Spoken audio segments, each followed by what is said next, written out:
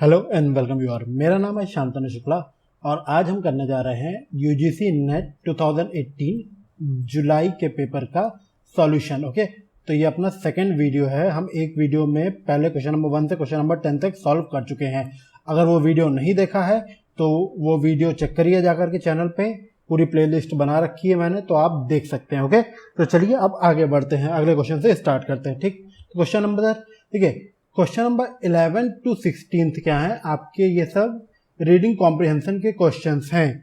तो मैंने क्या करा है, जो आपके क्वेश्चंस हैं, ठीक, तो क्वेश्चंस के आंसर जहां पे हैं वो पार्ट मैंने रेड कलर में और हाईलाइट कर दिया ताकि आप आसानी से देख सकें।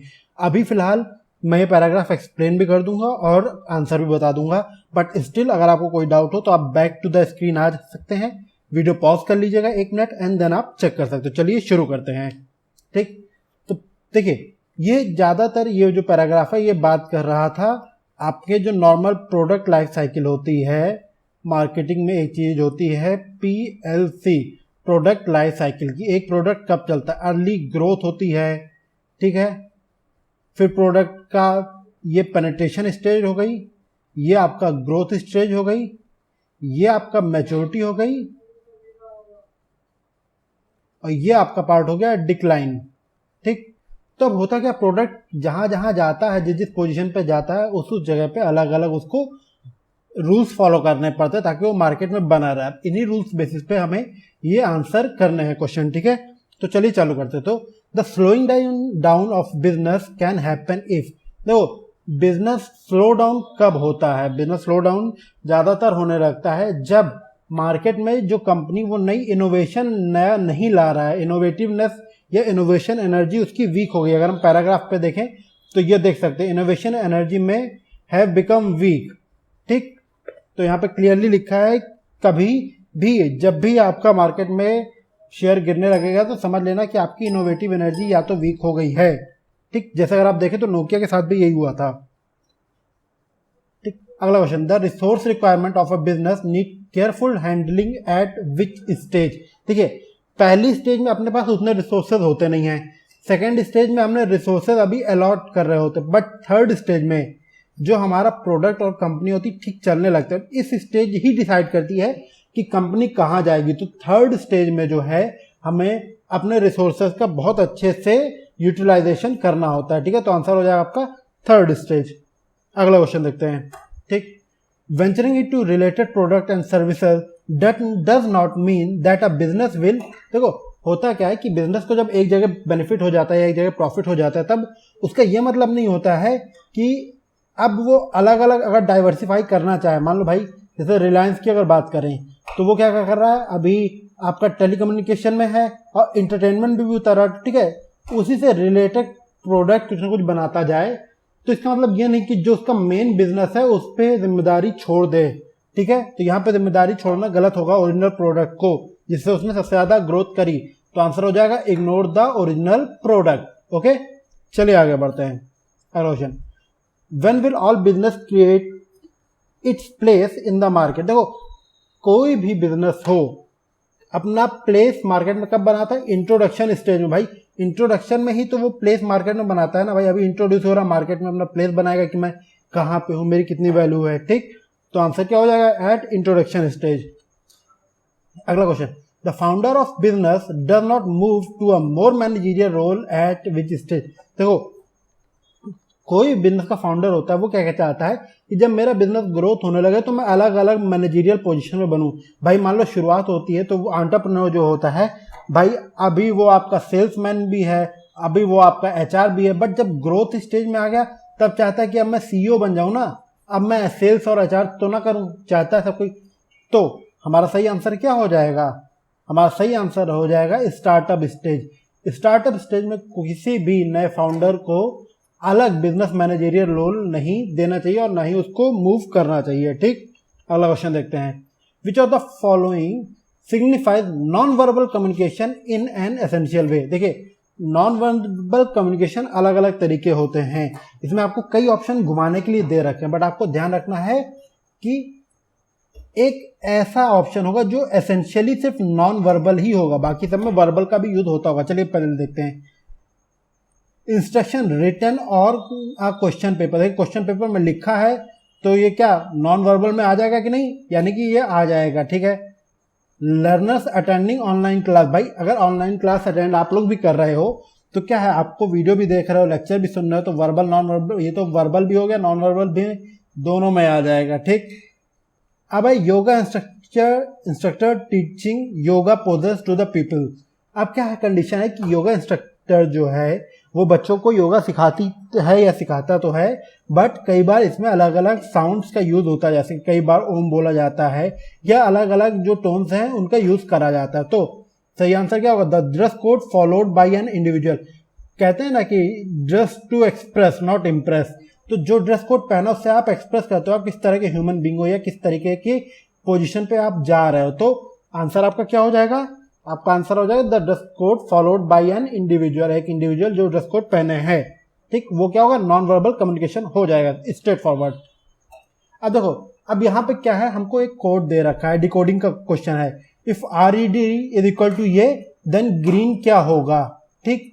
तो अब देखो यहाँ पे कंडीशन क्या है कि अगर हम RED को लिख लें तो RED ऐसे लिख लेते हैं, ठीक है। अब अगर आप एक बात ध्यान दो तो D जो होता है वो आपका 4 हो जाता है, फोर्थ वर्ड हो गया, E हो गया आपका 5th वर्ड, R हो गया आपका 18th वर्ड। अगर आप एक बात ध्यान दो, सब में अगर 2 अगर आप ऐड कर दोगे तो क्या आ जाएगा, तो आ जाएगा आपका ये बन जाएगा 27 और 6, यही चीज तो लिखा हुआ है ना, 6 7 20, यानी कि नीचे से ऊपर की तरफ फॉलोड करा गया है, ठीक। तो अगर हम सेम चीज कंडीशन ग्रीन के साथ फॉलो करेंगे तो कैसा होगा, देखिए ग्रीन के साथ फॉलो करो, G7 हो गया, R 18 हो गया, E 5 और 14, सब में 2 ऐड कर दिया एंड सबको उल्टा कॉम्प्रिहेंस कर लिया, तो क्या वर्ड बन जाएगा, NEERG बन जाएगा, ठीक। जिसका कोड क्या हो जाएगा 167720, ठीक, 167720 ठीक, यानी कि ऑप्शन नंबर 2 आपका हो जाएगा सही, ठीक। आई होप समझ में आ गया हो डिकोडिंग कैसे कर इस क्वेश्चन की। अगला क्वेश्चन देखो, अगला क्वेश्चन आपका क्या देखा है, नो म्यूजिशियंस आर जैपनीज, ठीक है। ये म्यूजिशियंस हो गया है, ये आपके जैपनीज हो गए, कोई भी म्यूजिशियन जैपनीज नहीं है, ठीक है। ऑल बार्बर्स आर म्यूजिशियन, जो बार्बर्स हैं वो छोटा सा यहाँ पे बना लो, ठीक है, क्योंकि सारे बार्बर्स क्या है, म्यूजिशियन है। नो बार्बर्स आर जैपनीज, तो बार्बर्स और जैपनीज के बीच कोई रिलेशनशिप होगा नहीं, ठीक। तो क्या करें, identify the middle term in the above syllogisms, ठीक है। तो जो ये सिलोजिम्स दिया हुआ है इसका मिडिल टर्म आपको फाइंड आउट करना है। तो देखो मिडिल टर्म आपका क्या हो जाएगा, अगर आप ध्यान दो यहाँ पे सब्जेक्ट जो है फर्स्ट प्रीमिसेस में दिया हुआ है, ठीक, और सेकंड प्रीमिसेस में आपका प्रेडिकेट दिया हुआ है, ठीक। तो मैंने यहाँ पे एक्सप्लेन कर दिया गया है, subject in the first premises and predicate in the second premises. There are no barbers is subject, Japanese is predicate and music is middle term. तो आपका आंसर क्या हो जाएगा, मिडिल टर्म क्या हो जाएगा, म्यूजिक हो जाएगा आपका मिडिल टर्म, ठीक। आई होप क्लियर हो गया होगा। चलो आगे बढ़ते हैं। Which of the following characteristic of modern mass media, देखिए आजकल की मास मीडिया के साथ कंडीशन क्या, हमारे को बहुत सारे डिवाइसेस यूज करने पड़ते हैं, ठीक है, चाहे हमारा लैपटॉप हो, चाहे मोबाइल हो, या इंटरनेट हो, या आपका सेलफोन हो, तो ये सब क्या है, ये ना ही ये सस्टेनेबल है, ये डेवलपमेंट के तहत आते हैं, पर डेवलपमेंट इनका डेवलपमेंट हो रहा है, मास कम्युनिकेशन या मास मीडिया का डेवलपमेंट नहीं हो रहा है, लेबर इंटेंसिव नहीं। आजकल की मास मीडिया तो और लेबर कम ही चाहिए, कम से कम लोगों में ज़्यादा से ज़्यादा काम हो जाता है। तो आंसर क्या हो जाएगा, आंसर हो जाएगा आपका कैपिटल इंटेंसिव, क्योंकि यहाँ पे पहले स्टेप में पैसा बहुत लगाना पड़ता है आपको, ठीक। चलिए आगे बढ़ते हैं। Which one of the following in the stage of interpersonal communication, देखो इंटरपर्सनल कम्युनिकेशन क्या होता है, यहाँ पे ध्यान देखना है कि हमें इंट्रापर्सनल लिखा है, क्या लिखा है, इंट्रापर्सनल। इंट्रापर्सनल कम्युनिकेशन जैसे मैंने कम्युनिकेशन की स्लाइड में एक्सप्लेन करा था, अगर नहीं समझ में आ रहा हो तो आप कम्युनिकेशन की प्लेलिस्ट में जाकर के चेक कर सकते हैं, वहां पे पूरा एक्सप्लेन करा है, बट अभी यहाँ के लिए समझ लीजिए। इंटरपर्सनल का मतलब होता है जब आदमी खुद से ही बात करता है। तो देखो जब यहाँ पे आपका ट्रांसेंडनल कम्युनिकेशन होता है, यानी कि मरे हुए या घोस्ट से या आत्मा से या डिसीज जो लोग होते हैं जो डेड हो चुके होते हैं उन लोगों से बात करते हैं, उनको ट्रांसडेंशनल कम्युनिकेशन बोलते हैं। तो यहाँ इंटरपर्सनल कम्युनिकेशन कौन सा हो जाएगा, ट्रांससेंडेंटल कम्युनिकेशन आंसर हो जाएगा आपका। ठीक है, आई होप यहाँ तक क्लियर होगा। चलिए आगे बढ़ते हैं। अब देखो अब क्वेश्चन क्या है, a man travel from the village to a railway station at the rate of 20 kilometre per hour. तो यानी कि क्या है, ये मान लो आप एक विलेज है और ये आपका रेलवे स्टेशन है। ठीक, यहाँ से चला 20 किलोमीटर पर आवर की स्पीड से जो मैन था वो गया। ठीक, अब क्या हुआ, and walk back at the rate of 5 kilometre per hour. 5 kilometre की स्पीड से वो वापस आया। ठीक, the whole journey took 5 hours. पूरी जर्नी मतलब आपका यहां से जाने में एंड वापस आने में जो कितना लगा, टोटल लगा 5 आवर का टाइम लगा। ठीक, तो find the distance of the railway station from the village. Village से रेलवे स्टेशन का डिस्टेंस पता करिए। अब देखिए दो तरीके, एक तरीका क्या है कि हम फॉर्मूला लगा दें, पर मेरे को क्या लगता है यार, फॉर्मूला हर चीज याद रहे या ना रहे, बट मेरे को लगता है कॉमन सेंस सब में होना चाहिए। ठीक है, क्योंकि आप लोग एनटीए नेट का पेपर दे रहे हो तो इतने बड़े हो कि कॉमन सेंस उम्मीद कर सकता हूं। देखो अगर आप एक बात का ध्यान दो कि पहली बार वो गया था 20 किलोमीटर पर आवर की स्पीड से और बाद में आया 5 किलोमीटर पर आवर की स्पीड से, तो 20 किलोमीटर कवर करने में कितना लग जाएगा, 4 आवर लग जाएगा। तो मान लो भाई अगर सिर्फ 1 घंटे में जितना चला वो 4 घंटे में चलेगा, वापस आएगा, तो क्या हो जाएगा, यानी कि टोटल डिस्टेंस तो 20 किलोमीटर हो गई ना, क्योंकि भाई जितना 1 घंटे में चला था और वापस उतना ही आने में उसको 4 घंटे लग गए। टोटल टाइम कितना दे रखा था कि 5 घंटे में चला, तो 5 घंटे में वो कुल मिला के चल कितना पाएगा भाई, वो चल पाएगा 20 प्लस ये 4 घंटे और बचे। भाई 1 घंटे में तो 20 किलोमीटर चल चुका है वो, अब बाकी बचे कितना, 4 घंटे। 4 घंटे में 5 किलोमीटर पर आवर की स्पीड से कितना चल जाएगा, 20 किलोमीटर। ठीक, 20 40 हो जाएगा 40, और अगर एवरेज निकाल दोगे डिवाइड बाय 2 तो आपका आंसर आ जाएगा 20। ठीक, एक तो ये तरीका हो गया कॉमन सेंस के बेस पे, जहां पे आपको कोई फॉर्मूला नहीं लगाना है और ये आपका 5 सेकंड में तुरंत आपका आंसर आ जाएगा 20 किलोमीटर पर आवर। बट इनके साथ बोलो सर नहीं मेरे को तो फॉर्मूला ही समझ में आता है, मैं फॉर्मूले के बिना नहीं समझ पाता, तो देखो कंडीशन क्या है, एवरेज स्पीड का फॉर्मूला होता है total distance covered upon total time taken. ठीक है, हमको क्वेश्चन पूछ रहा है टोटल डिस्टेंस का, तो टोटल डिस्टेंस अगर हमको पूछा तो हम क्या करेंगे, टोटल टाइम टेकन को यहाँ पे ले जा करके मल्टीप्लाई कर देंगे। ठीक है, तो अब क्या हो जाएगा, total time taken into average speed. Average speed कितनी निकली थी, 20 किलोमीटर पर आवर निकली थी एवरेज स्पीड, और टाइम टेकन कितना हो गया 5।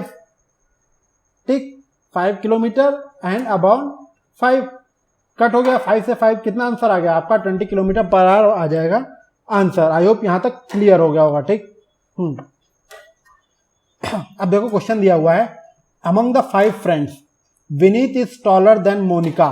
तो यहां पे बना लो भाई, विनीत जो है वो बड़ा है किससे, मोनिका से। ठीक, अब क्या है, but not as tall as पैम।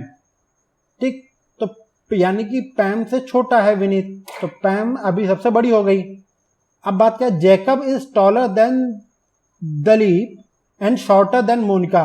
Monika से शॉर्टर है जेकब। ठीक है, तो यहां कहां पे आ जाएगा, जेकब मोनिका के लेफ्ट में आ जाएगा जेकब, और दिलीप जेकब के भी लेफ्ट में आ जाएगा। ठीक, तो अब यहां पर पूछ रहा who is the tallest in the group. तो अगर ग्रुप में टॉलेस्ट की बात करें तो सबसे टॉल कौन है, पैम। तो ऑप्शन क्या है, ऑप्शन नंबर 1 आपका हो जाएगा सही। ठीक, चलिए आगे बढ़ते हैं। हाँ, इंडक्टिव आर्गुमेंट प्रोसीड फ्रॉम। ठीक है, इंडक्टिव आर्गुमेंट जो होते हैं वो क्या होता है, इंडक्टिव क्या होता है, हम एक छोटी सी चीज लेके चलते हैं जो एक बड़े सी चीज पे लगाई जाती है, और डिडक्टिव क्या होता है, एक बड़ी सी चीज को ला करके एक छोटी सी चीज पे लगा डिड्यूस करते हैं। देखो डिडक्टिव में हम डिडक्ट करते हैं यानी कि कम करते हैं, इंडक्टिव में हम इंक्रीज करते हैं। ठीक, तो इंक्रीज क्या होता है, छोटे से बड़े, यानी कि पर्टिकुलर टू यूनिवर्सल जाएगा। तो इंडक्टिव आर्गुमेंट प्रोसीड फ्रॉम कहां, पर्टिकुलर टू यूनिवर्सल। ठीक, अब आगे बढ़ते हैं। Semantic barrier of communication implication implies when the. देखो सेमेंटिक कम्युनिकेशन क्या होता है कि जब जो रिसीवर है उसकी जो माइंड कंडीशन है वो आपके थ्रू दिए गए सिग्नल या मैसेज को समझ ना पाए। ठीक है, तो यहां पे क्या होता है, सेमेंटिक बैरियर होता है।